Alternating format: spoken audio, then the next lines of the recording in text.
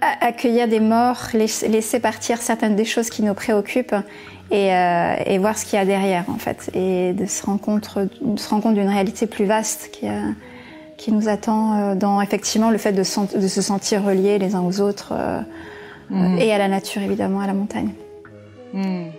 Et d'être dans cette confiance aussi, parce qu'on sent la foi du t'accompagner quand même. Enfin... Oui, cette confiance, elle est... en fait, elle est là depuis le départ. Confiance en la vie qui est presque plus grande qu'en toi-même par moment, non? Voilà. En fait, elle est toujours là. Elle nous accompagne depuis le début. Simplement, en fait, c'est de la chercher à tout prix, de chercher à avoir confiance en soi, etc., qui nous empêche de la trouver. Hein. Et notamment dans la recherche de se dépasser sur l'Everest, etc., il y a quand même cette conquête aussi d'une confiance en soi, etc., mais qui finalement ne peut pas du tout se vivre dans cette manière de se construire une confiance qui finalement était là depuis le départ. Mais est-ce que je vais savoir en fait me laisser porter par ce vivant, par cette montagne, par ce qui m'entoure, et simplement me reposer dans une confiance dans la vie qui au final est là, elle me porte. Ouais. Et qui nous fait avancer, et qui nous guide, non? Oui, quand on sait s'y relier. Ouais. Oui, parce qu'on a l'impression que c'est dans le faire, mais là c'est un vrai... Il y a quand même un abandon traité à un moment de l'être. donné. Non mais... Hein?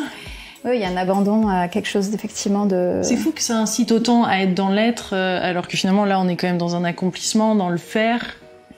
Et c'est pas simple d'être juste dans l'être.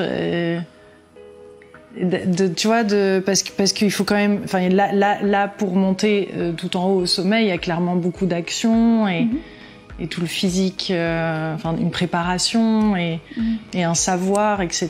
Et des choses que tu dois mettre en place. Et on voit que l'être, enfin ce qui va arriver à t'amener au sommet, finalement, c'est un moment de lâcher tout ça et d'être dans cet espace. Comment tu l'appelles, cet espace?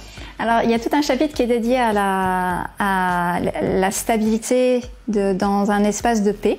Ouais. Qui est intérieur évidemment, et qui est un espace ouvert et qui ne cherche rien, qui n'attend rien, qui ne veut plus rien et qui accepte, qui est ouvert à ce qui l'entoure et qui reconnaît la puissance effectivement de ce qui l'entoure. Et pour arriver simplement